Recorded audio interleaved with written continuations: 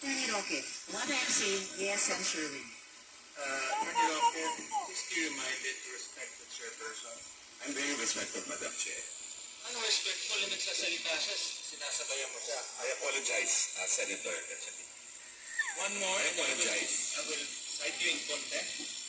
Nagkasagutan sa Senado nang humarap si dating presidential spokesperson Atty. Harry Roque. Itinatawag siya matapos magawit ang pangalan niya sa nirade na Lucky South 99 Togo Hub sa Corong, Pampanga. Sabi ni Roque, hindi siya abogado ng Lucky South 99, kundi ng Worldwide Corporation, ang may-ari ng lupang kinatatayuan ng Togo Hub. Tinanong din si Roque tungkol sa paglutang mali ng kanyang pangalan kaugnay ng bahay sa Tubatangge kung saan inaresto ang dalawang Daddy, sa to? sa Puerto sa Bamban, ang bayan ni Mayor Alice Go. One of those apprehended in the Tubatangge home is actually Sa a channel wanted han. fugitive. Cambodian passport held by the man is fake. He has already defrauded 100,000 people.